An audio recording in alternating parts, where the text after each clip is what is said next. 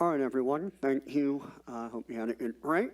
We'll continue. Michelle spoke about the revenue and budget, and now she'll talk about our next item agenda, and that will be the registration and fee structure and some recommendations. Before we move on to the fee structure, I do want to mention, make one more comment about the current fund condition. So this is based on a projection based on our current activities. As the program evolves and we streamline some of the activities, it may reduce the cost. The counties may take less time in registering and amending folks, but for now, this is what we're basing on our current activities. So that's important to keep in mind. And you know, the other thing is that we will be reevaluating our budget with the board on a yearly basis. So this is something that is going to come up annually. Okay. All right, quickly, I have one other question regarding to the expenses. And you mentioned that there is a form that you send to the counties that they fill out for the fees that they're going to bill back to. Yeah, there's an invoice template as well as a county monthly report where they report their activities. All right, is it possible to get a copy of that? See Actual template or? Template, yeah. Yeah, Josh, do you? So I know it's on, we provide it to the counties internally, but we'll have to look into it to see if we can provide it externally. Yeah, I think it should be fine.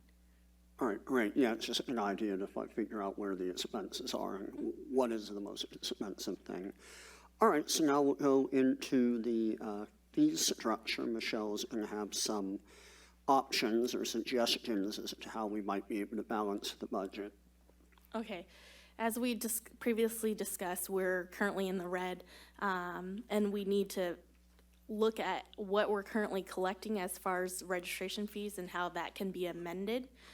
So to start off with, I wanted to review the current fee structure, and it's actually outlined in the California Code of Regulations, section 4900.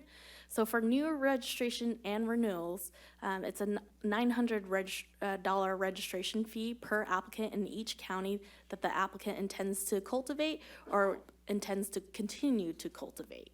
So any questions from the board regarding the current fee structure? Should sound familiar since we've gotten a board recommendation. Okay, so. All right, just real quick to clarify, that's $900 per year.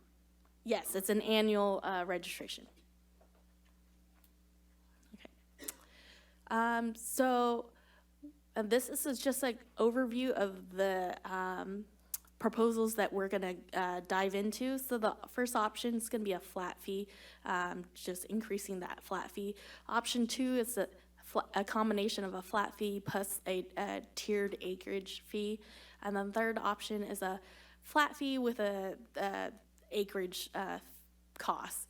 And then we'll also discuss additional options that we've considered or we would like the board to consider.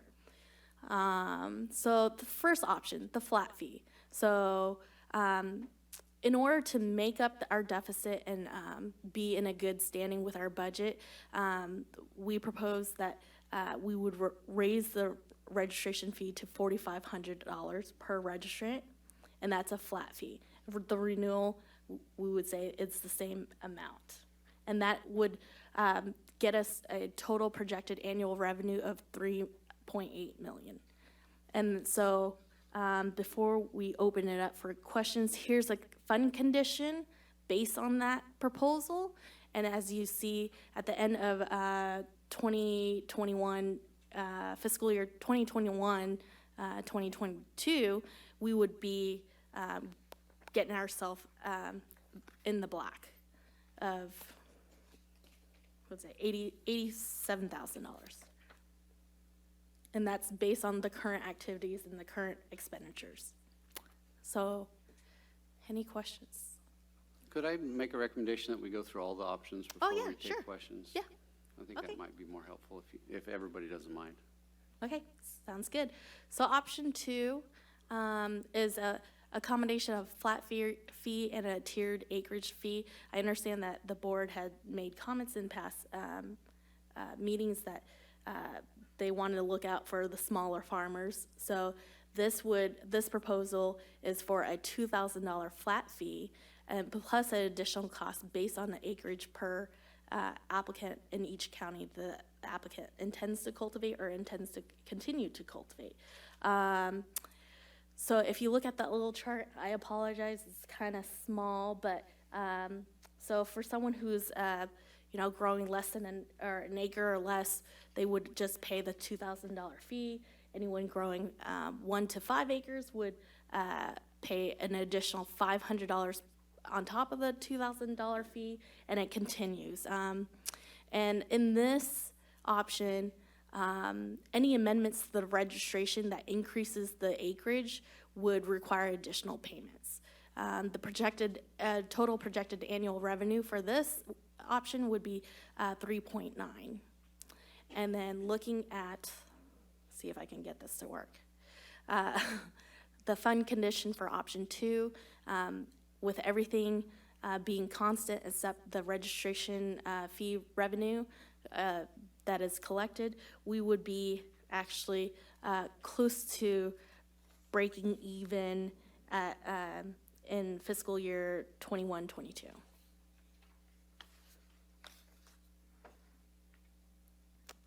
For option 3, it's a combination of a flat fee plus an acreage fee that's not tiered. So what we looked at having a $1,250 registration flat fee plus an additional $50 per acre per applicant in each county that the applicant intends to cultivate or continue to cultivate. Again, amendments to the registration may require additional payments, but the total projected annual revenue, and I apologize, that might be, sorry, that number's incorrect. It should be 3.79 million. We'll make changes to this PowerPoint before posting it online to reflect the actual. So if you look on the fund condition for option 3, you'll see that by the end of fiscal year 21-22, we'll end pretty close to being breaking even. Again, everything remains constant for that. So lastly, I mentioned that we would have a little bit of a discussion on additional proposals considered. One of the things that we looked at was doing a combination of a flat fee plus a fee per cultivation site, because the fact that when the counties are dealing with the registration, the workload is somewhat dependent on how many sites is registered. The other thing that we looked at is considering a different registration fee for growers and seed breeders. Right now, obviously, we don't have a whole lot of seed breeders, and I don't know if that's something the board want to consider. The other thing we looked at is having different fees for registration and renewal. Since a renewal, if there aren't any changes, may be a little bit easier for the county to handle as far as the workload. And then the other thing is going back to the very beginning when we spoke about a good portion of the workload for the county is these registration amendments. So another thing that the board can consider is having a fee for making changes on the registration. Part of the reason why we didn't really put a whole lot of time and effort into spelling out what these options could look like is because we don't know exactly what we have, or we're unsure if we have authority to establish some of these fees, for example, like an amendment. So I think. Can you elaborate a little bit on that last comment? Well, so the current law, California law currently provides us authority to establish a registration fee. So establishing a fee for amendments would maybe be considered something different.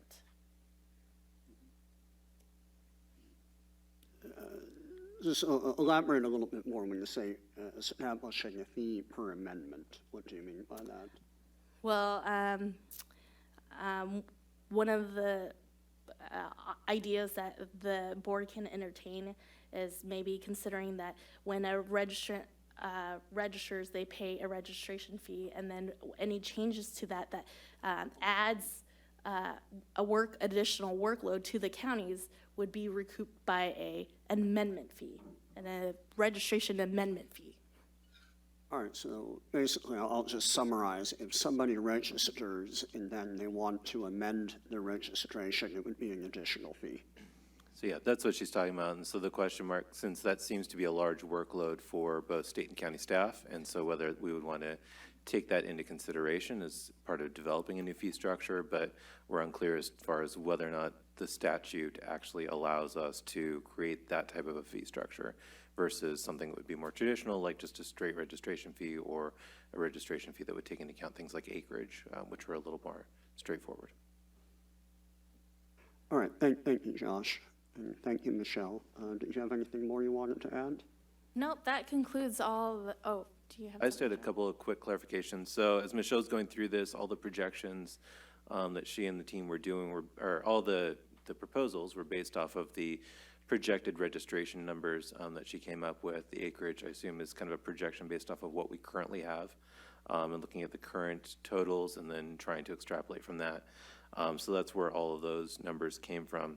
And then just to be clear, I think Michelle mentioned it, but these are examples of what the fee structure could look like, but we certainly want and appreciate further discussion by the board and the public on what the final fee would look like. And I do want to be clear, I mean, we are under a time frame, and so we are hopefully seeking a motion today to be able to, so that way we can start the process of moving forward and amending it within a reasonable time frame, so that way we can try to hit the point where the renewals will be under the new fee structure. And as we experienced the last time around, that takes a little while to go through all the processes. So I want to make sure we're kind of taking that into consideration as we move forward.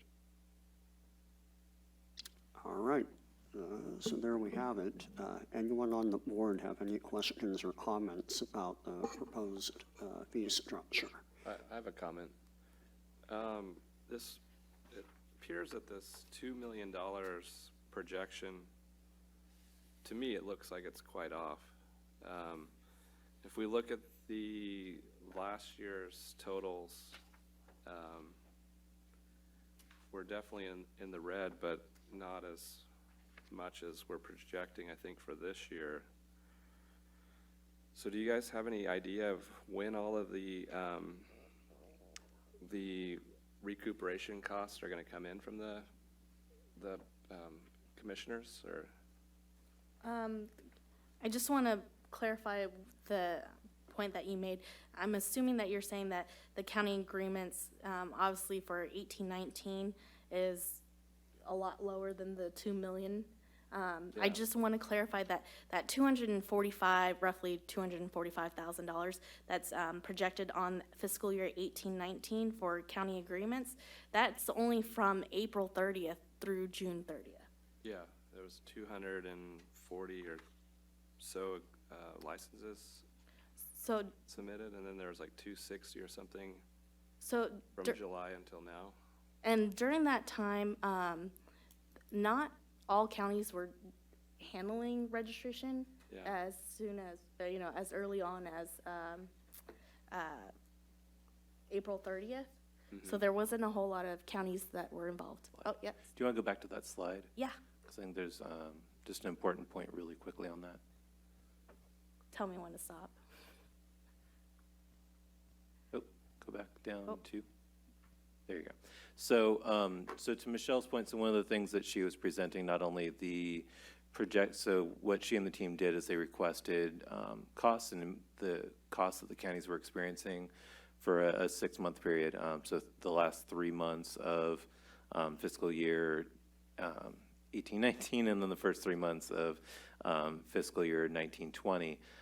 They received about 60% of the monthly invoices. And so that's part of their calculation, is that they didn't receive that information from every county. And so there's potentially at least 40% of those invoices have not been received. And so there's an additional cost borne out there. So while they received a certain amount, tell me if I'm wrong, Michelle, is that correct? Yeah. So that's part of their calculation, is that they did not receive full information from all the commissioners, in addition to the fact that a number of commissioners hadn't actually started registering anyone yet. Yeah, Michelle and Josh, I got a comment here. I don't know, where did these options, who was instrumental, or how did these numbers come up? Because I'm looking at this option 2, and I'd like to have this broken down on a per acre basis, because when I run these numbers, it looks like say, for instance, a 10-acre grower, it's gonna cost him $300 an acre under this proposal, and a 500-acre grower, $11 an acre. If you go to the next option 3, using the same example, a 10-acre grower is going to cost him $175 an acre. A 500-acre grower, $52.50, which is a little more acceptable. Option 3.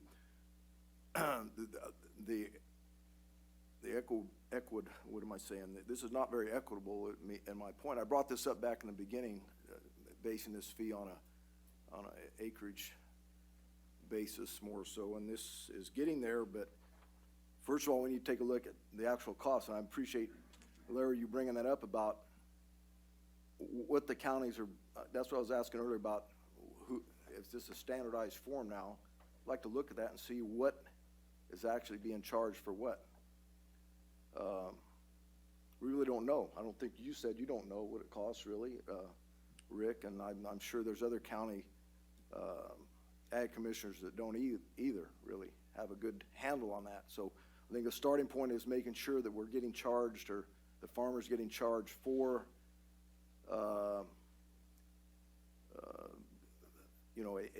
a reasonable amount to run this project, or this crop.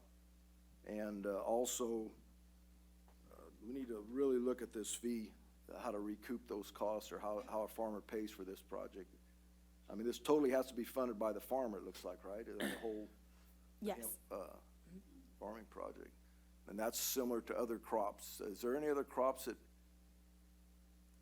that you're aware of that pay this type of a fee, this amount?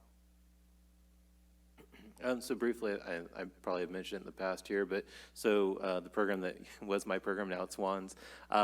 So what that program does is it oversees a number of programs that are registration, licensing, certification based. So we've got nursery licensing, and that's kind of what that acreage fee matrix was based off of. It's kind of similar to, I assume, because it's quite similar to what we currently have for nursery licenses. But anyone that sells a plant has to get licensed by the state. It has to pay a fee and an acreage fee to go along with that. We have similar structures for seed and for other crops as well. It just varies based off the crop and based off of the intent of that program, and trying to recoup the expenses related to it. Does that answer your question, Tom? Yeah, not knowing what those are, I'm in the cotton business all my life, but I know there's nothing to this amount on a per acre basis. We're paying at the gin. We pay for a pink bollworm control program that's, like I figure it's $2 or $2.50 a bale for that program, and it's pink bollworm was eradicated. They had a big ceremony about a year ago, I think. We're still paying those fees, which I guess has, to maintain really that rearing facility where they rear those sterile moths, and I think it's in Arizona. So I guess my point is, what other crop, on a per acre basis, or however you want to put it, what other crop is paying anything close, or I'd like to see that difference. In other words, when you're saying other nursery crops, what are those fees, and what are the per acre cost for other CDFA programs? Yeah, I don't know that we'll be able to give you like a per acre cost for the programs, because as you mentioned, every program is structured differently. For cotton, you pay a number of different assessments. Each of those assessments, I think, is a little different, and it's based off of a different type of product. For the sale of seeds, you pay an assessment on the sale of seeds in certain situations and not in others. I mean, it's a really broad range. And so the end result should always be the same, which is that we are required to recover the cost of the program, as you mentioned. And so we need to make sure that we are, again, being fair and equitable, but also making sure that the state and counties are recovering their costs fully as required by law. But yeah, I don't know that I could give you that information. I don't know as a tomato grower or a cotton grower what your per acre cost is. And the intent of those programs is very different.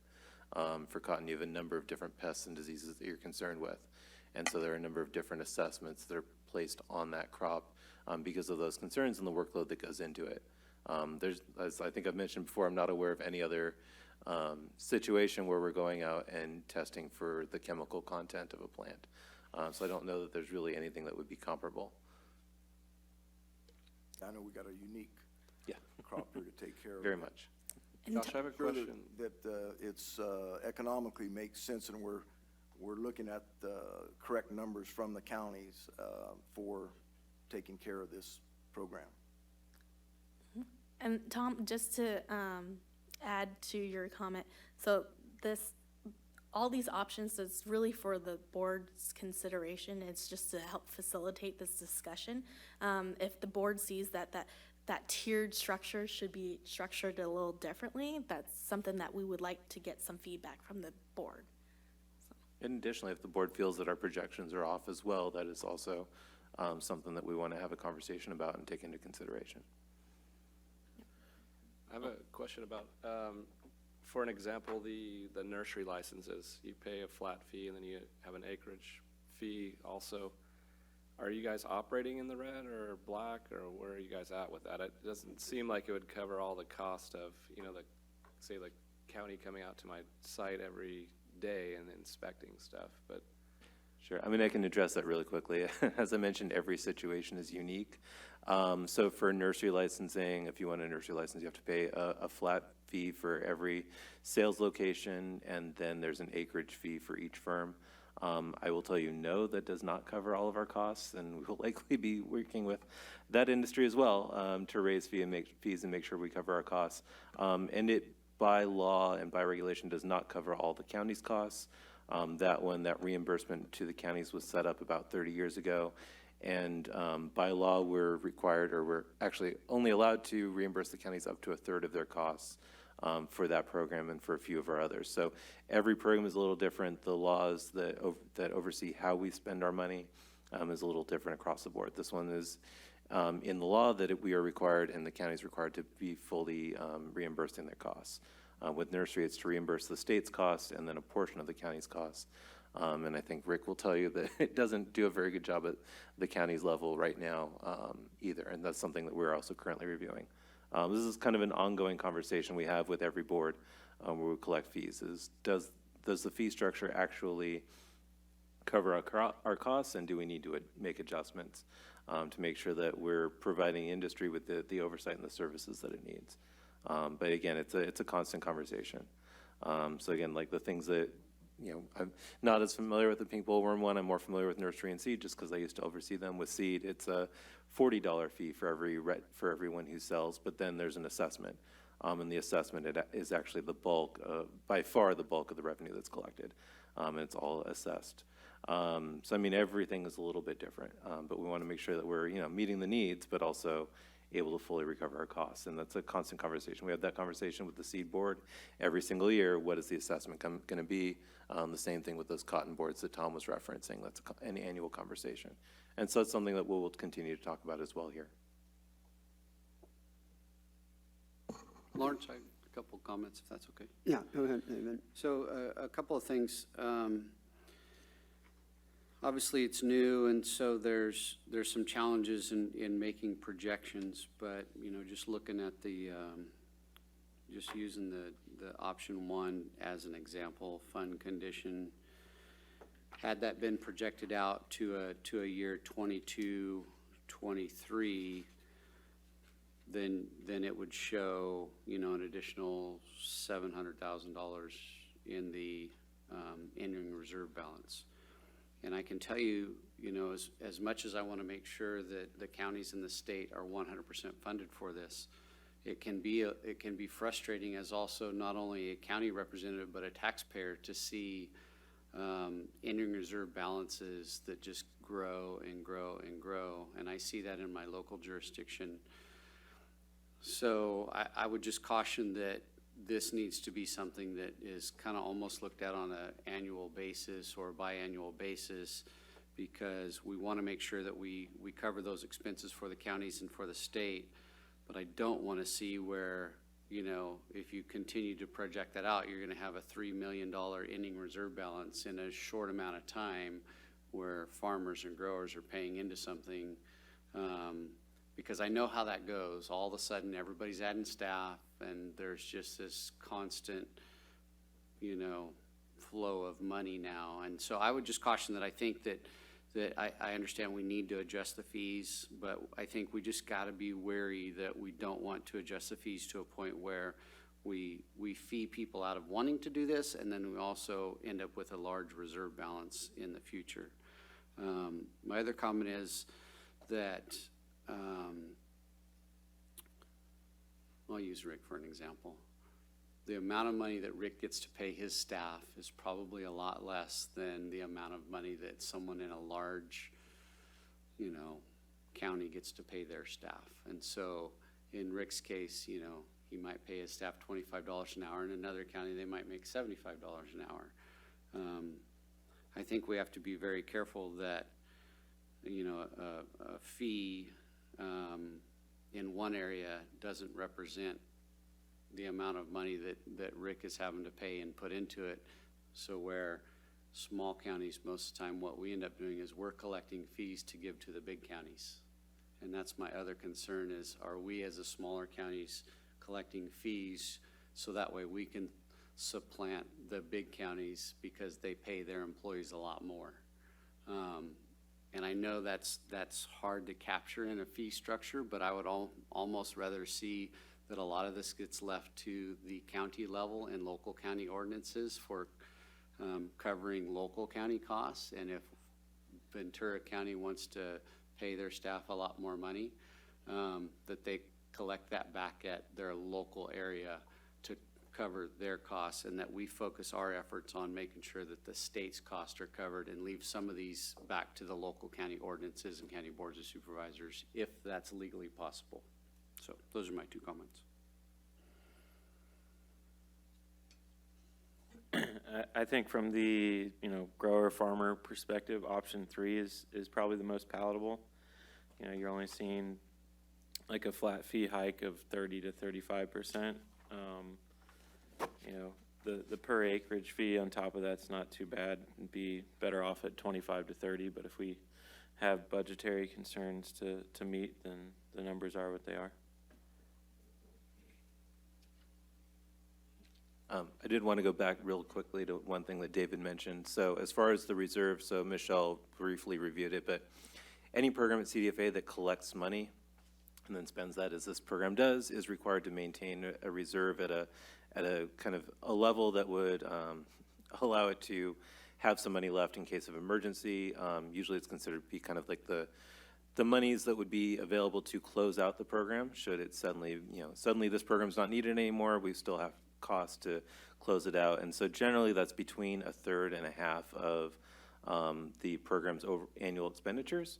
And so we try, and again, that's one of the things that we would want the board to consider is not just the conversation today, but the conversation every year, is that's what our goal is to have between a third and half of our annual expenditures in reserves. That's the case for all of our boards. So yeah, as the reserves start to grow, we would recommend that you decrease your fee levels to try to match, you know, closer to what expenditures are. If they get to be too high, we want to actually spend out some of that reserve.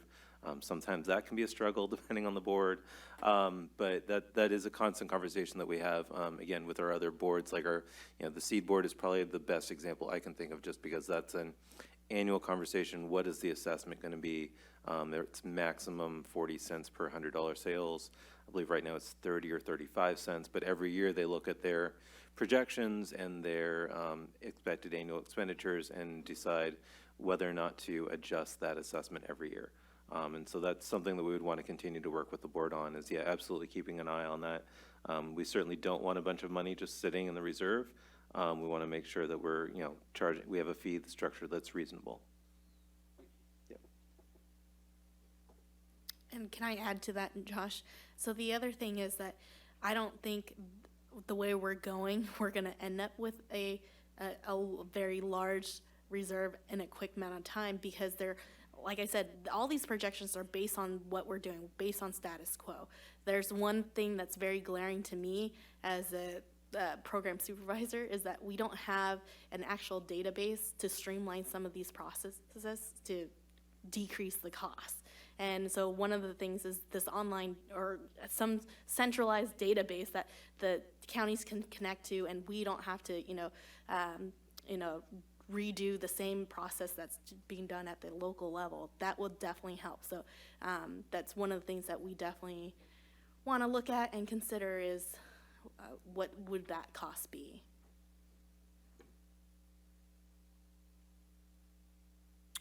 Clarification and a comment.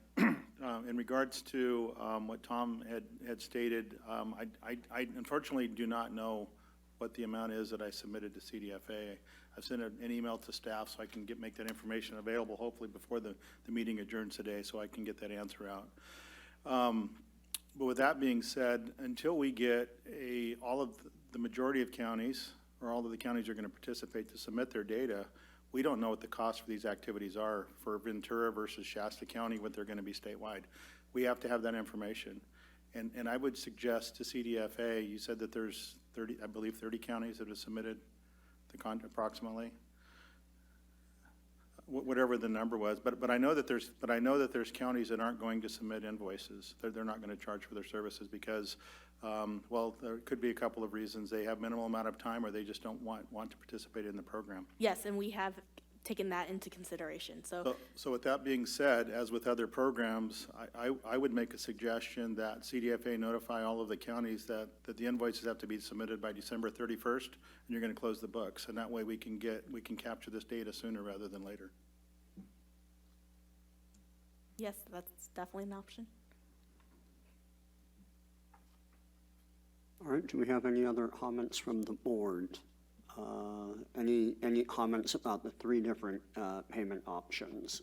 Does somebody feel one might be better than the other? I think, Tom, you mentioned you like the per acre one a little bit better. I just look at that from a farmer standpoint. Inputs per acre is an important consideration, and there's wide differences here. So just a matter of trying to be equitable and verify the costs, that we're paying for what we're getting. All right, anyone else want to comment on that part of it? One of the three solutions. It does seem, as Tom mentioned, a little more equitable. It was at $12.50 per registration. That's not that much more. That's about like 25% more than what they're currently paying of $900. Option 3 seems, Yeah, and $50 per acre, that would not necessarily be that much in terms of what a farmer would have to pay versus what the revenue would be. But still, any other comment from the board just on that, on the three different ways of doing it? Or if there's a fourth that someone wants to suggest? Yeah, I think we should look at this more. I think it's a little premature to make a decision on this right now. I think we should probably at least have a year's data before we make a decision, and I think maybe something more along the lines of the seed model, where it's based off of cells or something. Maybe even lowering the initial fee of $900 and then basing it off of cells, so it's maybe more equitable for smaller farmers. Right, quick question, Joshua, Chris, you mentioned the time frame involved. So if we were to agree upon something today or at a later date, would it have to go through the same process as when we had the first registration? Correct. So making adjustments to the fee structure would have to go through regular rulemaking. And so we would be starting that process as soon as the board is ready, and moving forward with proposing a new fee and regulation. And again, that's something that we'd be, looking at doing pretty much annually until we start to see some stability in this program, some stability in participation, stability in costs. That way we really have a good idea. And then we would just be coming to the board for a recommendation, maybe not making changes every year.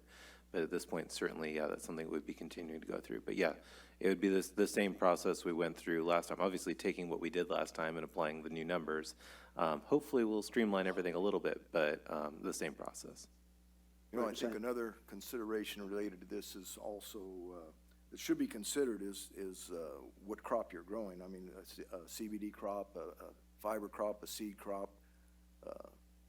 There's, the revenue from those varies substantially at this point, and it will change, frankly, going forward. So that should be something to be considered when we're talking about fees also.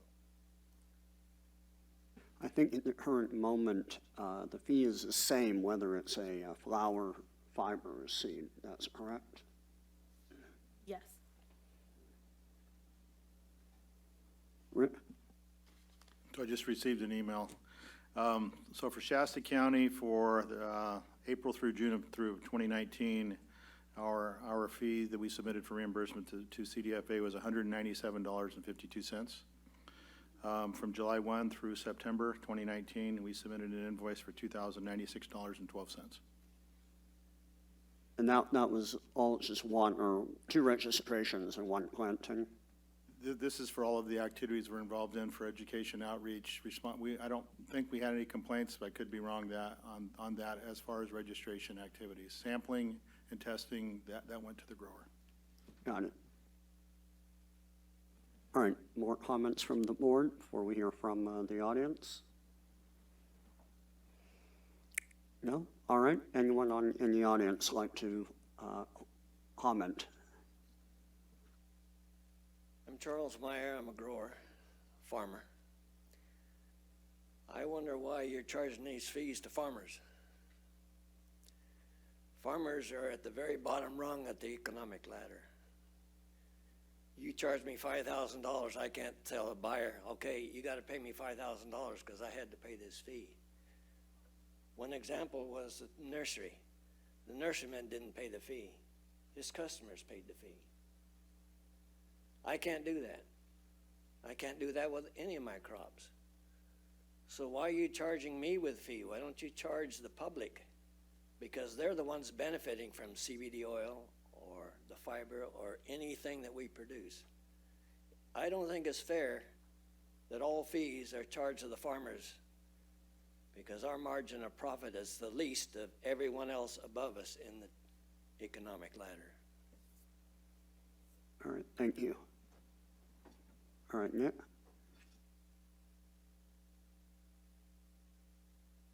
Nick Helwig, I'm a grower. Lawrence's question is kind of directed towards you.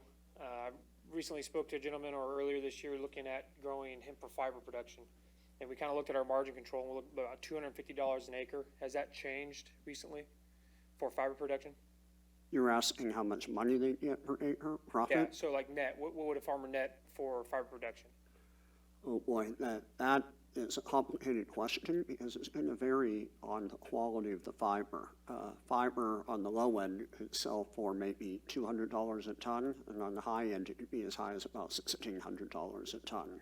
So it's really, really going to vary what the profit would be. A lot of that depends on whether they're using fiber left over from a seed or grain crop, or they're cultivating directly for fiber in that regard.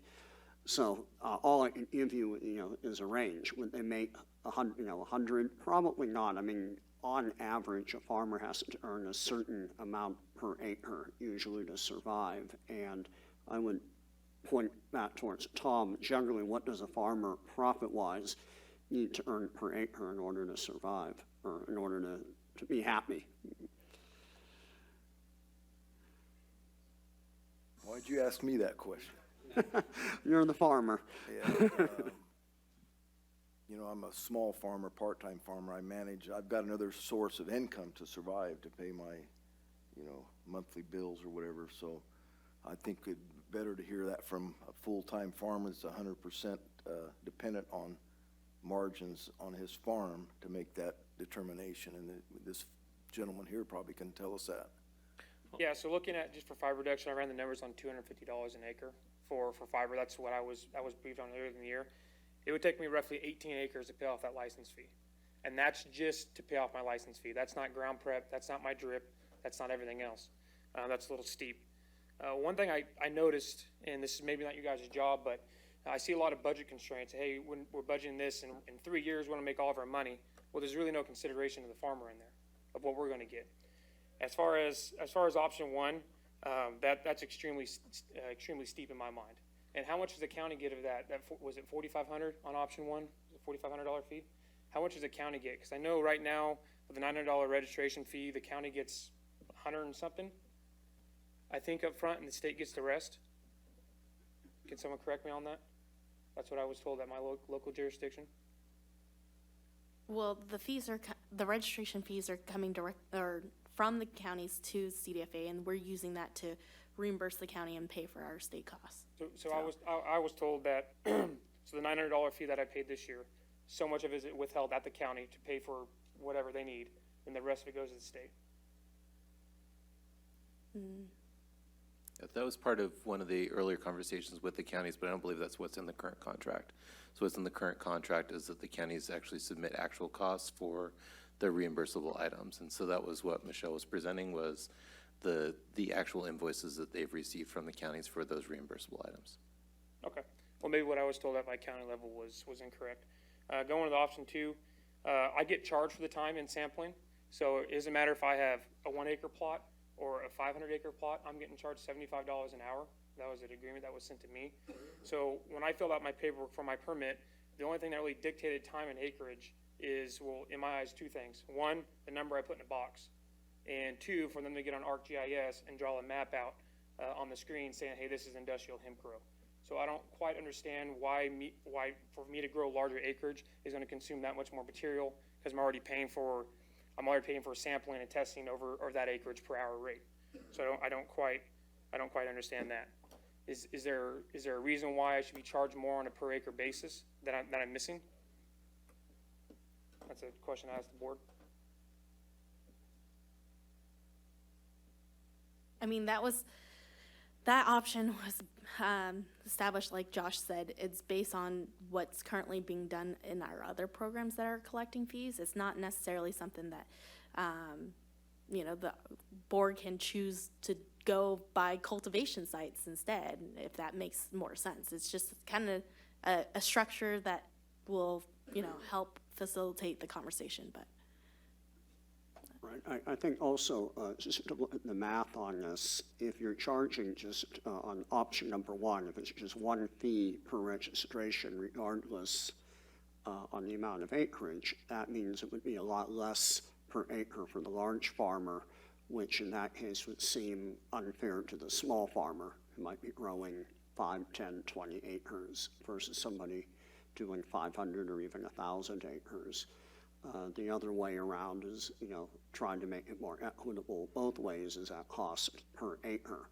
So that's kind of why what we have to try to decide whether it should be more equitable per acre where farmers would be paying for what they're growing, or just a flat fee, which would then benefit the larger farmers.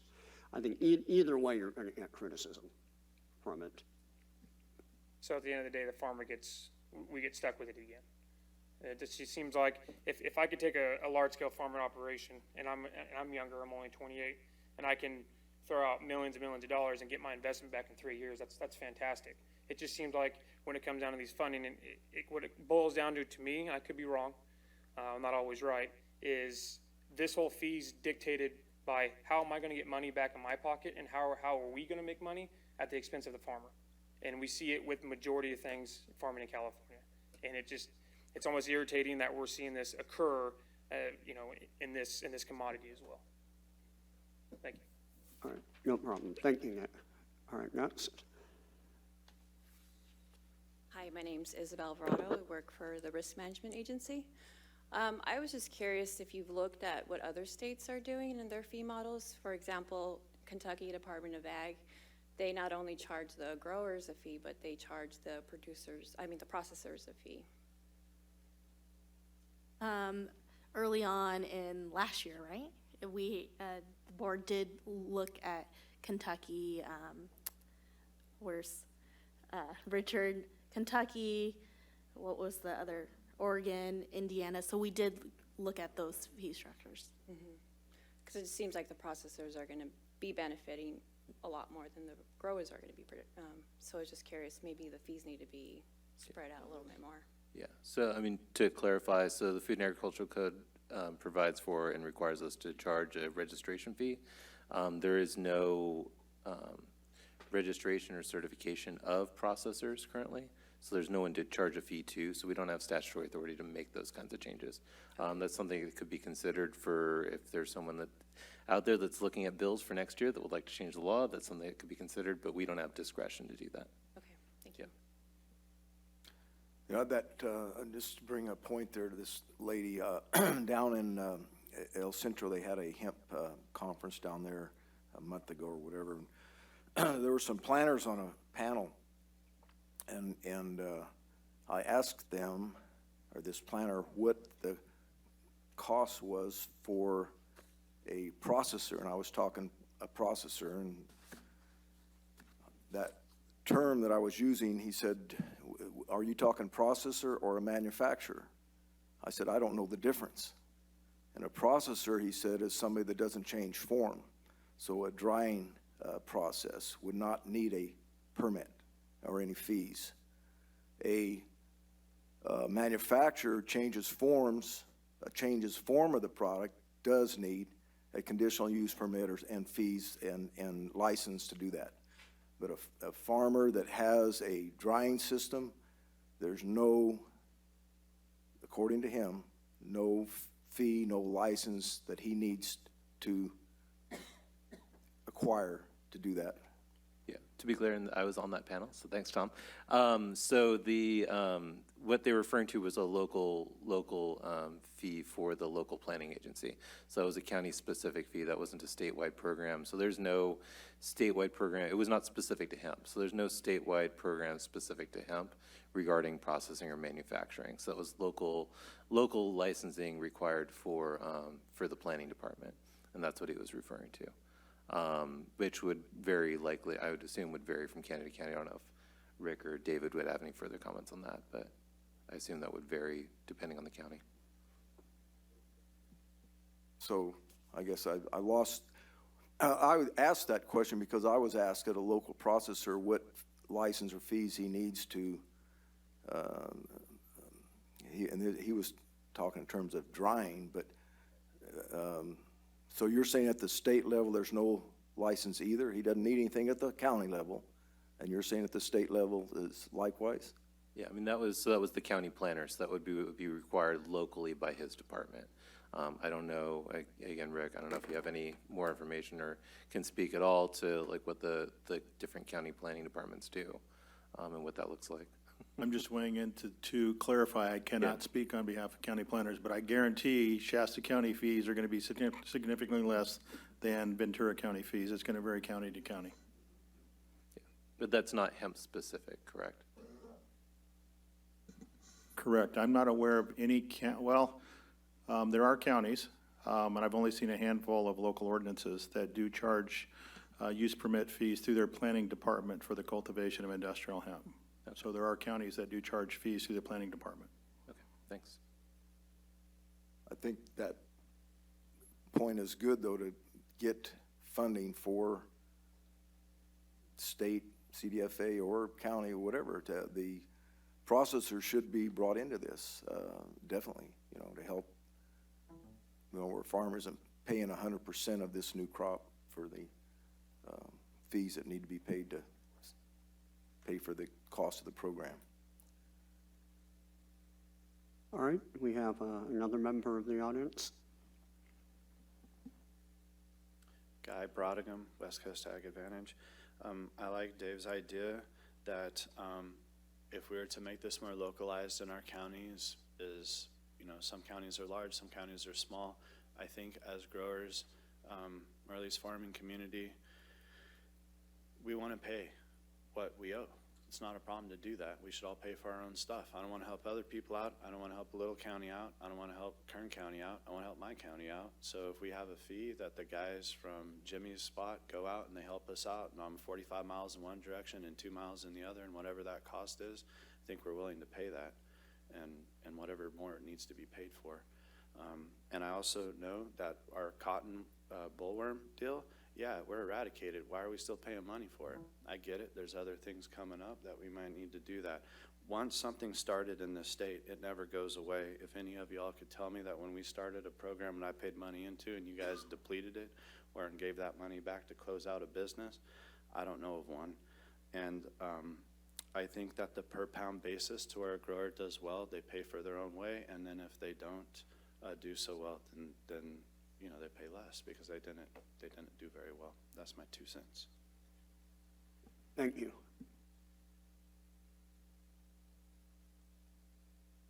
Justin Eve with 7 Generations Producers. We're based out of Sutter County. We're organic farmers there. I think a merger of maybe option 2 and option 3, some flat fee with an acreage fee would probably be a solution to address some of these farmers about taking on the chin on the expenses. I 100% have to agree on that.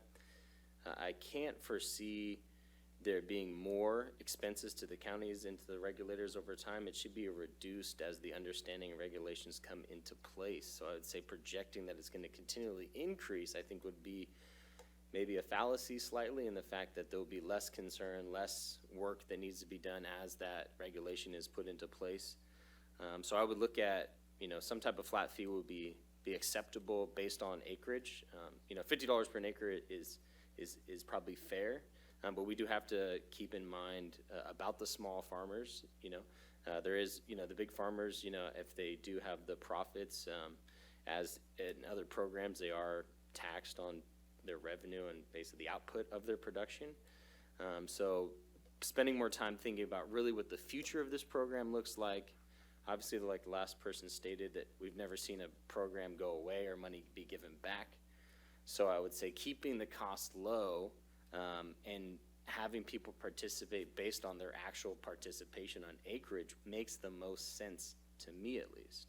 And obviously from the regulator standpoint, they need to be reimbursed. They can't be, you know, spending more than they have. So I would say that since we are getting charged at a local jurisdiction level for every single hour that they put out based on our direct operation, I think that saying, well, we need to make more money because we got to take care of the counties need to take care of themselves as they can and are, especially in California, have the authority to do so more than any other state in this union.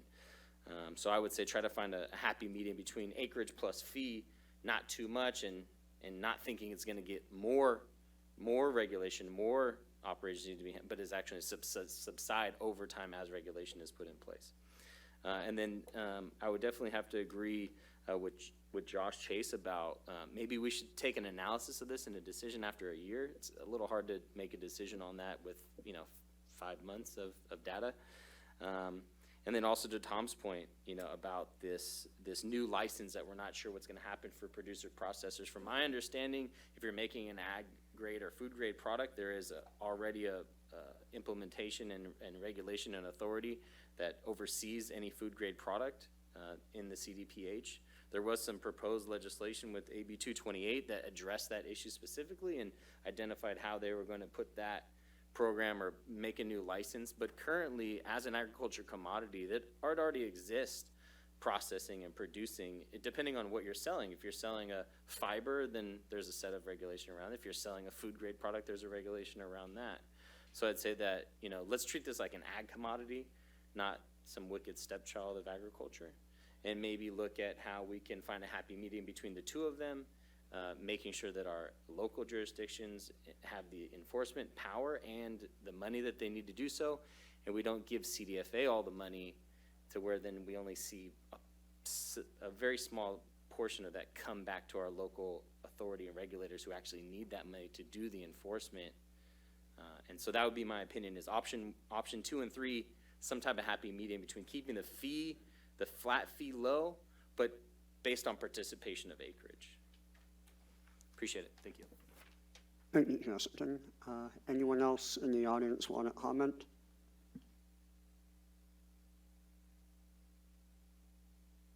Jeff Nunes, Zoya Consulting, Visalia. I agree with Tom. There is a huge variation between the product cost for fiber, pulp, herd seed, compared to CBD.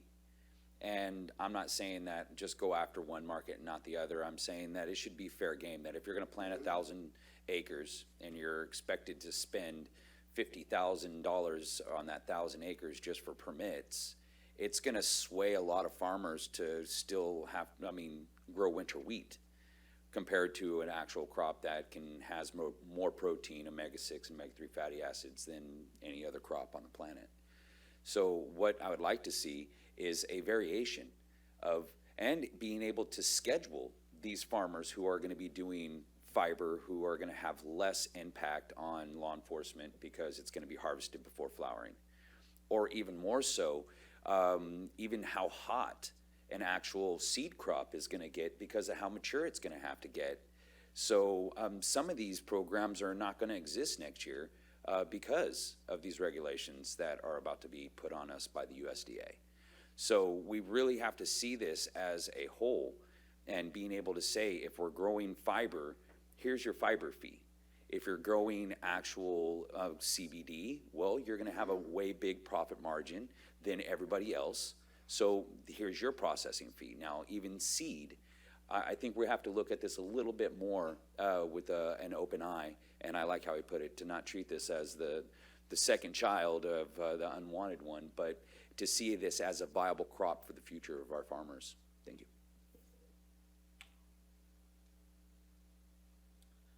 George Bianchini. One thing I wanted to bring to the board, I think we need to be careful here in California in the future, in the near future. We're going to be seeing the cultivation of hemp all across this country going to large levels. Right now we have a very low supply and a very high demand. Those two are going to switch real closely. If we make it so that it's so expensive for farmers to grow here, California is going to be left out of this industry where it is substantially cheaper in most other states. I believe that the cannabis side of this same plant made a major mistake by pricing out the industry that was doing it and ended up not living up to their expectations of what the industry would do. It is slightly different because of the difference in legalities, but most of the folks on the cannabis side, and I was on the cannabis side, just said there's no way. I mean, whether we go broke with the taxes, they'd rather take their chance with law enforcement. And so I don't think it's wise to figure out the bottom line without calculating the fact of where this industry is going, how long it's going to take to get there, and the fact, just like most businesses, they got to be subsidized for a while. That was why in Prop 65 there was a $30 million loan from the state, and I know we've all been through that it would be too difficult to get that money, but those should have been some of the monies to make this a successful operation. Thank you. All right, thank you. All right, any other comment from the audience at all? All right, I'll just make a quick comment. Once again, we don't make the laws, and I agree with almost everything everyone's commenting about. And I'd like to see this, and I think everyone on the board would like to see this as low a fee as possible, as less regulation as possible, and make it work for the farmer. But we are constrained by the laws as they are written, and we have to comply with them and try to figure out a way to do that. So once again, we're trying to work within the law to make, to be able to pay for the entire, the budget of the program as it is written. One last thing, federal law will probably make a lot of the states more equal in terms of what they have to do for regulation in that matter. All right, any other comments from the board about this? No? Van? Go ahead. I would suggest that maybe a couple people get together and from the board and think about this a little bit more. And then also we probably gather, I don't know, 1 full year's data before we make any decisions on this. just my opinion. All right, Van? Yeah, I mean, I was going to suggest something similar, or just say, I wonder if there's a middle ground where we say, we know we're not going to have enough money in this fee structure for next year. It's pretty hard to know what it's going to look like 2 years from now. Let's raise the fee by $300 and, you know, that'll make us a little bit less in debt. We don't know what's going to be in the future. Next year we'll have a year's worth of data. We can make some really good informed decisions. You know, I think it is tough to really know, and Michelle, I actually liked your projection. It's not a criticism of that work at all. I think it's just really tough to know what it's going to look like. All right, I think the state, or Michelle and Josh, I think you're under pressure that the whole program kind of evens out, and the longer we wait, the worse it can be. Correct. So I mean, we have not been given a specific deadline on when the monies need to come back. Right now, we're just simply borrowing against all the other fee collecting programs. And so, you know, yeah, I mean, we have not yet been given a deadline. Hey, we need to have this program in the black by a certain date. I think we'll probably get that soon if we keep kicking the can down the road. So we are getting pressure to have a plan. We have not been getting pressure as far as a specific deadline, like within 2 years or what have you, to be in the black. But it is something we want to continue to be moving forward on at a fairly brisk pace, even though, and we understand that the information is still coming in. There will continue to be adjustments, just like there were. Again, that's why we're here. We're discussing it all over again a year later. So yeah, I mean, we are certainly want to be cognizant of the money that's being borrowed from other industries and try to be respectful of that and not overspend, and try to start to eat into that debt any way we can. So yeah, if there is some kind of path moving forward or some type of an interim, because we're going to be back here again in a year anyway, you know, that's kind of what we're looking to the board for some, you know, further discussion and information recommendations. All right, any other comment on that? I have an additional comment. I like Van's idea. I do think that the base fee probably does have to change to at least minimize the impact down the road. I think it's a little ironic that you know, each year the state passes a bunch of laws that are mandates upon counties that we don't get any money for, and then we have to go through the mandate process to seek, you know, reimbursement from those. And so I think it's a little ironic that, you know, we go through the process again. And so I'm not opposed to having the state carry the bill for a little while until we actually see the numbers. And so, but I do think the base fee should probably increase a little bit. I like the idea of $300. But I do think, you know, the regulations need to dictate that the counties have to get their reimbursement requests in certain timeframes, so that way we as an advisory group can actually see actual numbers going forward. And so you know, and I really think the idea of, you know, having more information, this is going to change, and we all know it sitting here today, listening to everybody's comments. With the USDA, when I took a glance at it, you know, there's going to be some real challenges getting our plan, our state plan approved at the federal level, and that could be a total game changer in how all this works. And so I'm not opposed to raising the fee a little bit, just so that way we at least have something going, because we can all see that the budget numbers dictate that. But I really think that we should be cautious to add too much work into this fee structure until we see what our state plan looks like and what gets approved at USDA. Because if the USDA guidelines don't change, it's going to be a huge game changer for California and people trying to do this in California. So those are my comments. All right, anyone else on the board want to comment about that? I want to make one more comment. I'm kind of of the opinion that maybe this fee should be lower and then based off of farmers' revenue or sales. But I think maybe around January we should have all of the data in from all what fees we collected, what the counties needed back, and then what all the salaries and costs are. So I think within the next couple of months, maybe we could make a more educated decision. All right, question on that. If we were to make a recommendation today on any kind of fee increase, as you said, it still has to go through the process and may not actually go into effect until sometime in the spring, even late spring. Correct. So ideally, it would go into effect, we would try to line it up with when the initial fee regulation went into place. And so that's what we would we'd probably have to work with the Office of Administrative Law to figure out what that looks like. But ideally, that would be the date that any changes would be made, just so that way there's no, weird overlaps or anything like that.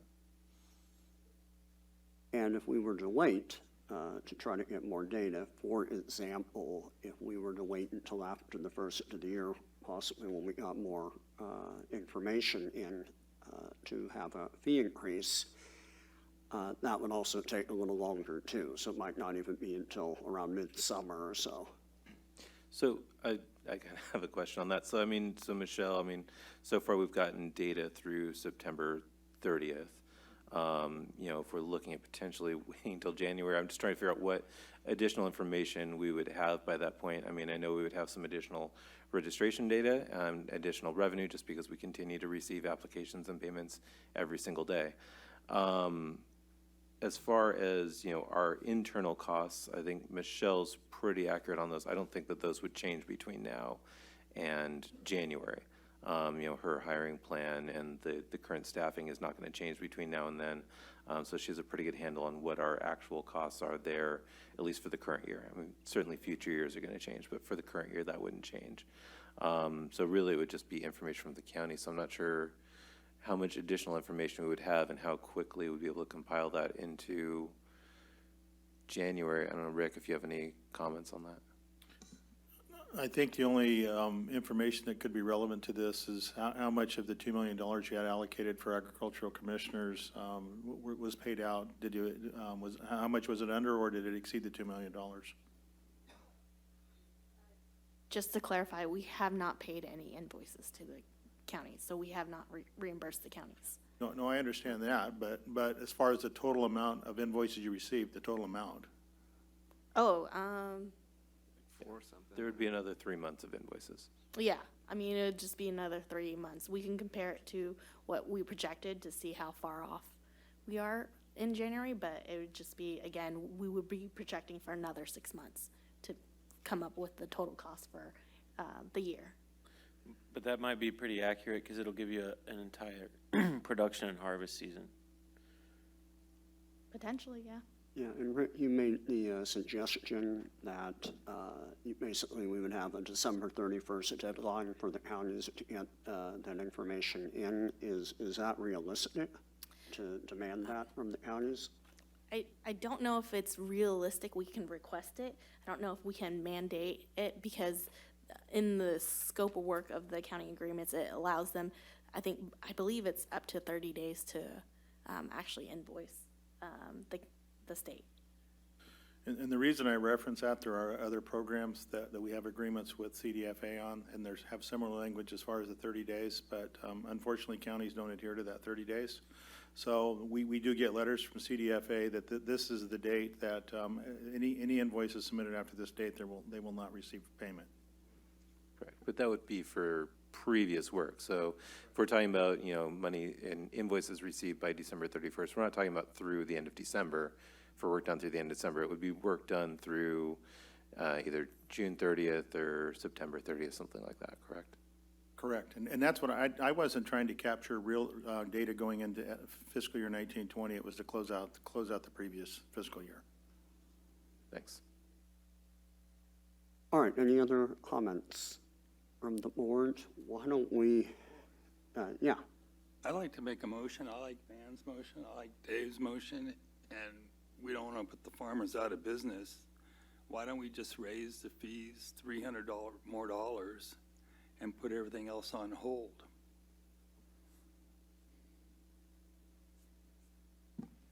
All right, you want to make an official motion? Yeah. For that? All right, anybody second the motion?